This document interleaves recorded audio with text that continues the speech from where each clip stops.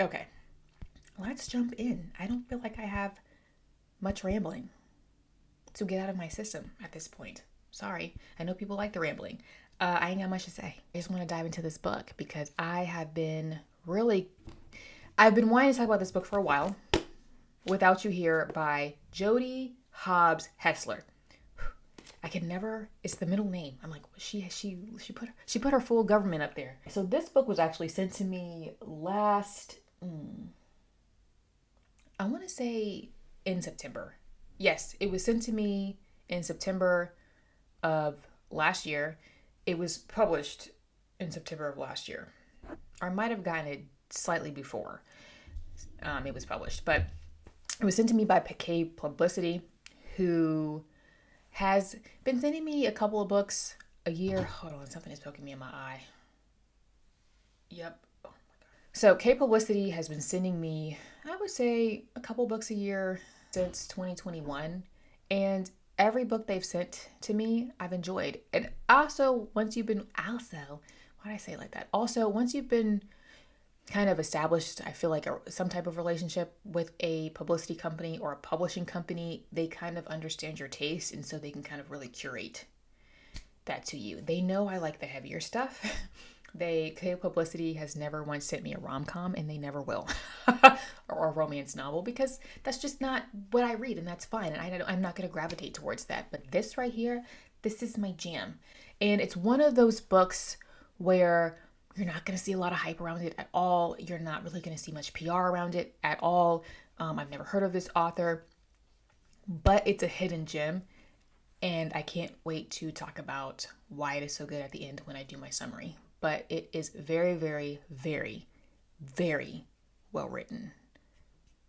Anyway, why do people always think they know what makes you happy better than you do? So Without You Here by Jody Hobbs Hesler is a novel highlighting the bond between Noreen, who is really the main character of the story, but you could also argue that her aunt, Noni, they're both main characters, but I would give a little bit more of an elevation. Noreen is here, Noni is here. This is really Noreen's story, but it's also Noni's story, if that makes sense.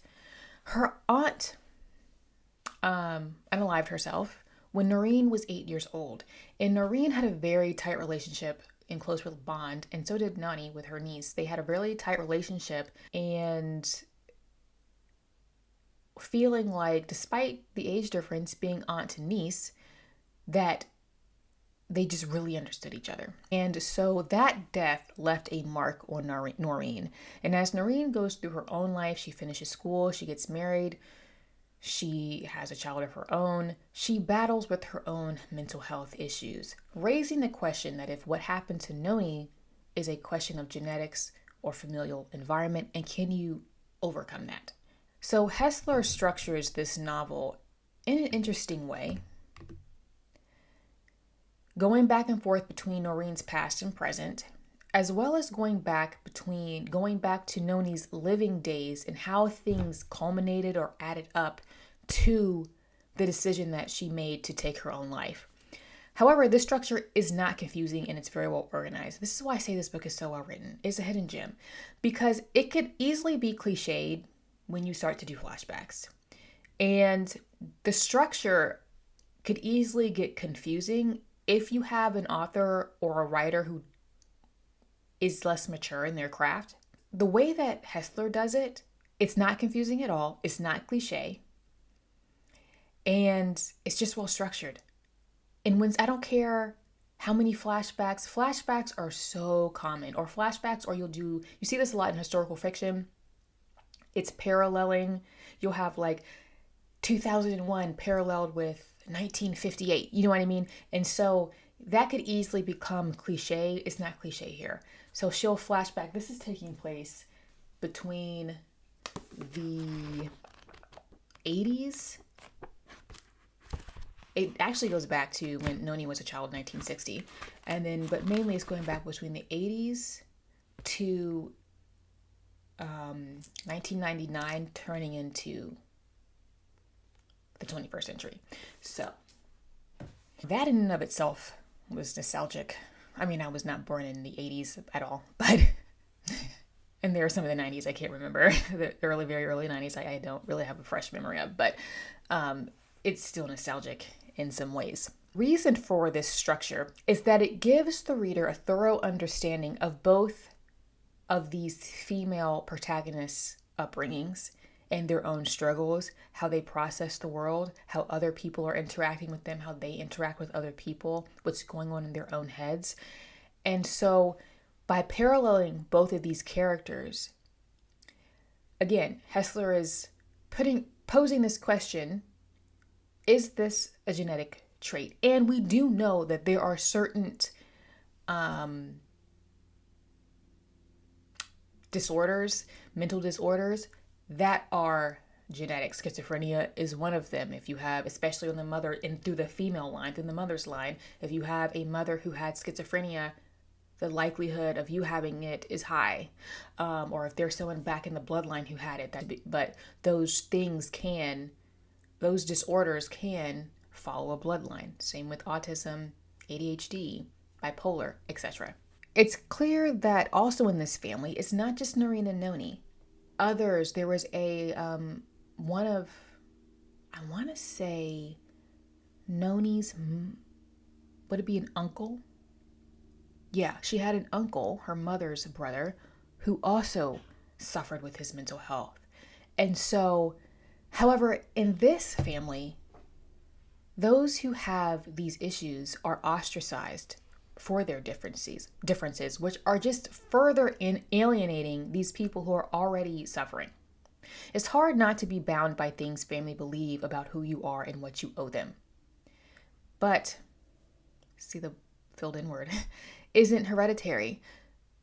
Noreen always wants to tell her, though she's read articles that suggest otherwise. Again, YouTube can be a little picky sometimes with certain words, so if I'm blanking myself out, you can see the word that I was bleeping, editing in the quote card. It wouldn't hurt to be wanted.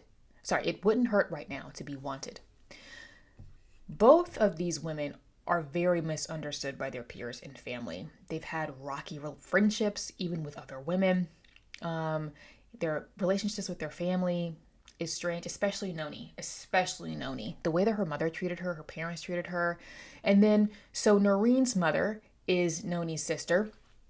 And Noreen's mother is one of those personality types that hovers. And that's also annoying.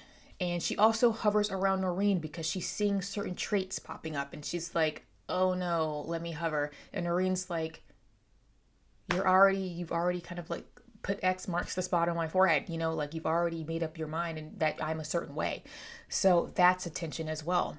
They both battle internally with masking and trying to fit in because they know that people are scrutinizing them because they are seen as unhinged, and they're suffering mentally and they have these issues. So they're trying to put on a face through these depressive episodes to their peers and their family that know everything's okay, which actually makes them feel even worse.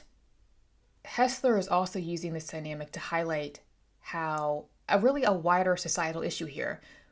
Those who are suffering with mental issues, health issues, whether that be acutely or chronically, they're often misunderstood, mistreated, and mishandled.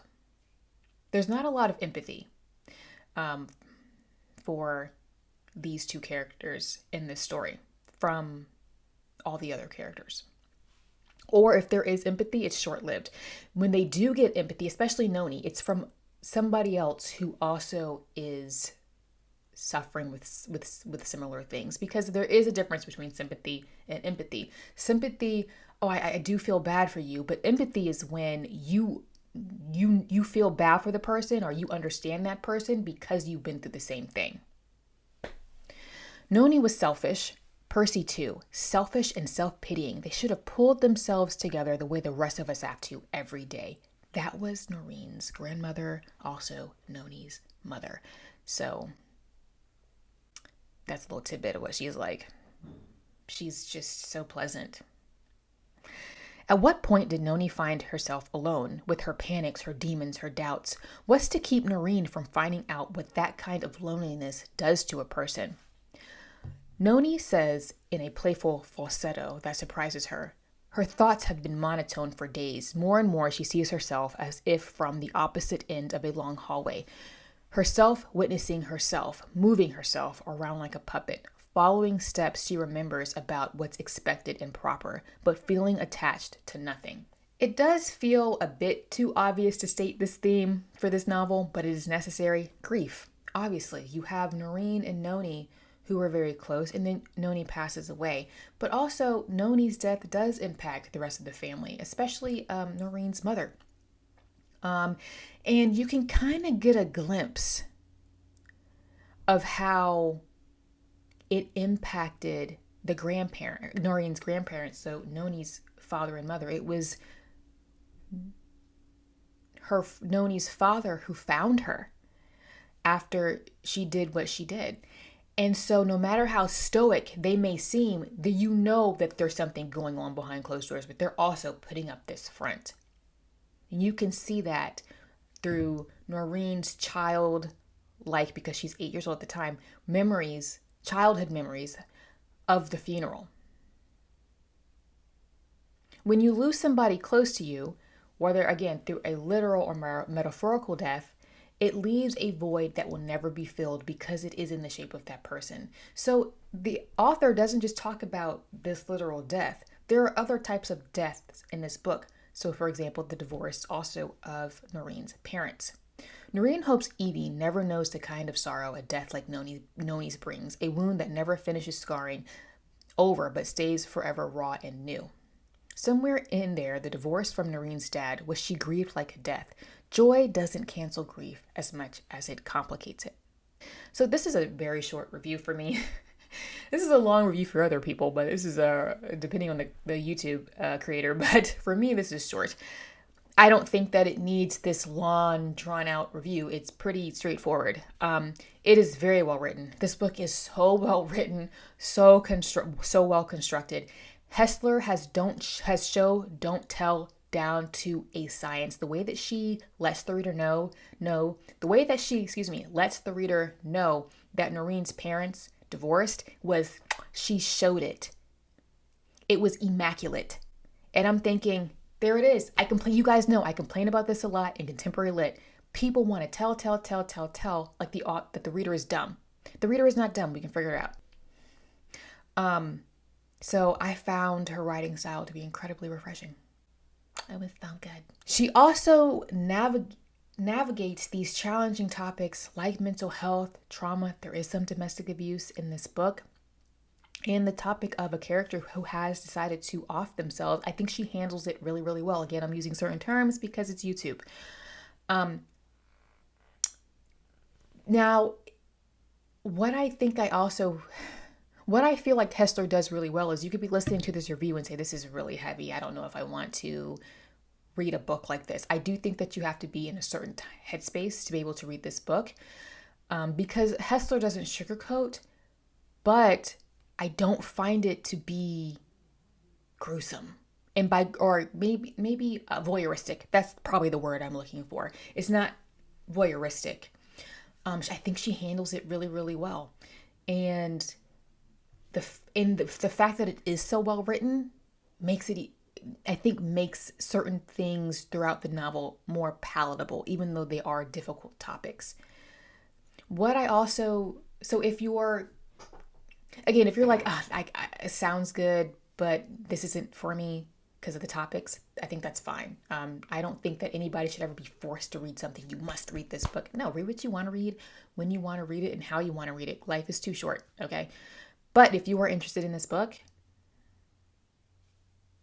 the writing is immaculate, okay? And she handles these very serious topics very well. What I also respect the author and the publisher for doing is that they included in the book a list of resources covering all those topics if the reader or whoever comes across this book needs to reach out for external help for whatever situation they may find themselves in. Unlike It Ends With Us, Blake Lively. I don't actually give 2 cents about Blake Lively or It Ends With Us. I forget Blake Lively breathed air. It's just you can't escape the horrible press surrounding that situation. People will be studying It Ends With Us for what not to do for press releases in the PR, for media. Anyway, what I also liked about this story, and as I switching gears, what I also liked about this story is the location. It's not a location that you get in narratives very often, especially now. Hesler is from Virginia. Yes. Well, she lives in the Blue Ridge Mountains, and that is where she set the story. So if you are in any way familiar or fascinated by, curious with mid or central Virginia to the western part of Virginia, you're in for a treat, especially if you're familiar with Virginia Tech and the University of Virginia, which are two of the state's biggest institutions. They're not the biggest, but they're up there. I think George Mason is the biggest, but up there by DC. But she nails these communities so well. So if you've ever visited, went to any of these universities, or spent any amount of time in this region of Virginia, it's going to feel nostalgic because she's calling out street names in certain restaurants or what have you. Very nostalgic. And I think the environment alone is a unique twist on just a nice variation for what you typically read. Also, Demon Copperhead takes place in the Blue Ridge Mountains. So again, and they mentioned Virginia Tech, etc. So in other parts of Virginia, because the story is taking place in Virginia. So all of that being said, even though this narrative may sound gloom, gloom, gloom, gloom, gloom, the ending, I think, is satisfying. The ending has a ring of hope for Noreen. She starts to have more agency over her own situation. And so Hesler does show that cycles can be broken. Just because you've been labeled a certain way or something has been running in a family line for so long doesn't mean that cycles and things can't start to change, even if it takes a lot of work or you have to make yourself uncomfortable to then move forward. So I think this novel is a hidden gem. I gave it a 4 out of 5. Again, the writing is so good. So good. She shows and she doesn't tell. I appreciated it. Always appreciate K Publicity sending me a novel every so often. And I don't take books from publishers or publicity companies very often because my reading is slow. So if I'm taking a novel, I'm genuinely curious about it. I actually have another novel on the way, not from K Publicity, and I'm currently reading A Gorgeous Excitement by Cynthia Weiner.